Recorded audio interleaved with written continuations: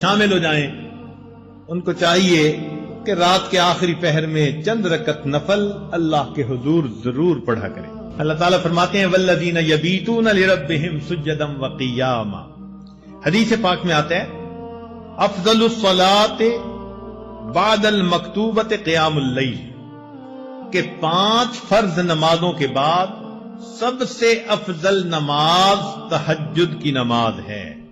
قیل للحسن، حسن رحمت اللہ علیہ سے یہ کہا گیا ما بال المتحجدین احسن الناس وجہا، کیا وجہ ہے کہ تہجد پڑھنے والوں کے چہرے بڑے منور ہوتے ہیں، ان کے چہروں پہ بڑا نور ہوتا ہے۔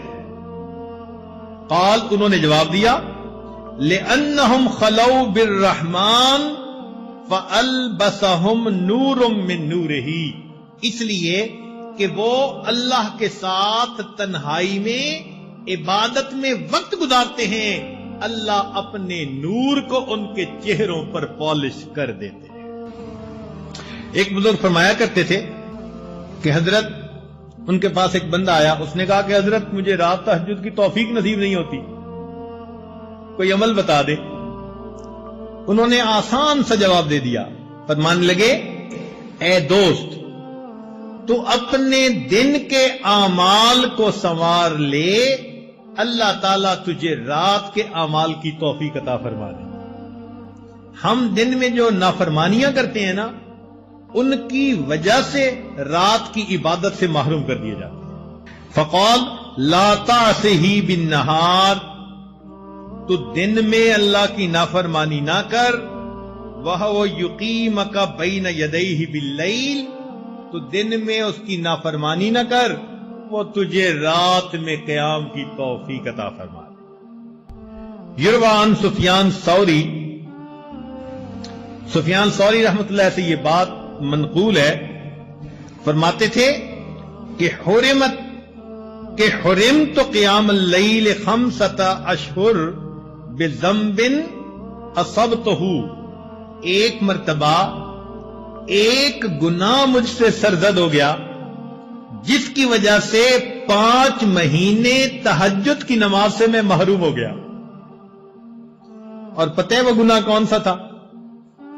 فرماتے ہیں گناہ یہ تھا کہ ایک نوجوان دعا مانگتے ہوئے رو رہا تھا، اور میں نے اس کی طرف دیکھ کر گمان کیا کہ یہ ریاکاری کر رہا ہے۔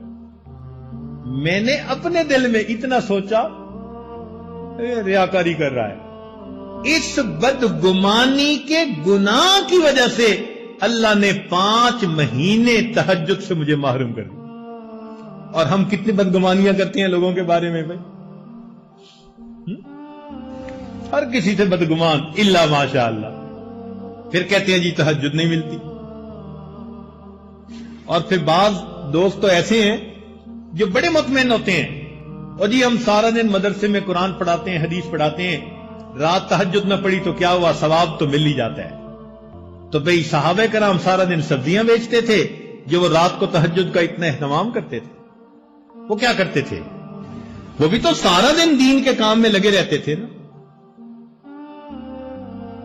فرسان بالنہار ہوتے تھے، اور پھر اللہ ان کو رہبان باللیل بنا دیا کرتے۔ رات گھوڑے کی پیٹھ پہ ہوتے تھے صبح میں، اور رات مسلح کی پیٹھ پر ہوا کرتے تھے۔ تو یہ تو نفس ہمیں مطمئن کر دیتا ہے نا کہ کوئی بات نہیں اگر تہجد کی توفیق نہیں ملتی۔ اچھا ایک بات ذرا توجہ سے سنیں کہ ایک تو ہے ہمارا سوچنا ہم تہجد پہ نہیں اٹھتے، اور ایک سوچ کا انداز اور بھی ہے، وہ کیا؟ حدیث پاک میں آتا ہے اللہ تعالیٰ رات کو فرشتوں کی 3 جماعتیں بنا دیتے ہیں۔ فرشتوں کی کتنی جماعتیں؟ 3 جماعتیں بنا دیتے ہیں۔ ایک جماعت کو کہتے ہیں کہ دیکھو فلاں فلاں میرے مقبول بندے ہیں،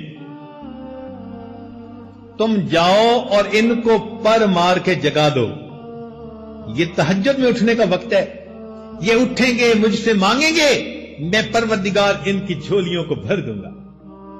چنانچہ یہ لوگ سوئے ہوئے ہوتے ہیں، نہ گھڑی کا الارم، نہ کوئی اور، اچانک ان کی آنکھ کھل جاتی ہے. یہ اللہ تعالیٰ کی طرف سے فرشتے اٹھا دیتے ہیں ان کو، اچانک آنکھ کھل جاتی ہے. دل میں ارادہ لے کے سوتے ہیں 3 بجے اٹھنے، 3 بجے آنکھ کھلتی ہے تو اللہ تعالیٰ کے فرشتے جگا دیتے ہیں.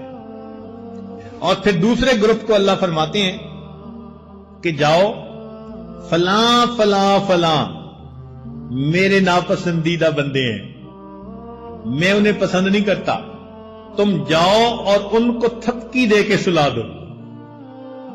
یہ میرے نیک مقبول بندوں کے اٹھنے کا وقت ہے اور میں نہیں چاہتا کہ اس موقع پر یہ مجھے اپنی شکل دکھائیں. رات کے 1 بجے تک جاگتے رہیں گے، 2 بجے تک جاگتے رہیں گے، جب تہجد کا وقت شروع ہو جائے گا نیند آ جائے گی. آپ شادی بیاہ پہ دیکھیں، لوگ پروگرام بناتے ہیں آج شادی کی رات ہے جی ساری رات جاگیں گے، ساری رات نہیں جاگتے. جب تہجد کا وقت شروع ہوتا ہے سارا مجمع سو جاتا ہے، گھر کی عورتیں سو جاتی ہیں، مرد سو جاتی ہیں، مہمان بچے سب سوئے پڑے ہوتے ہیں. وہ سوئے نہیں ہوتے، ان کو سلا دیا جاتا ہے. تو یوں بھی تو ہم سوچ سکتے ہیں نا کہ ہم تہجد نہیں پڑھتے، نہیں، شاید ہم سے کوئی ایسا گناہ ہوتا ہے اللہ تعالیٰ اس برکت والے وقت میں ہماری شکل دیکھنا پسند ہی نہیں کرتا.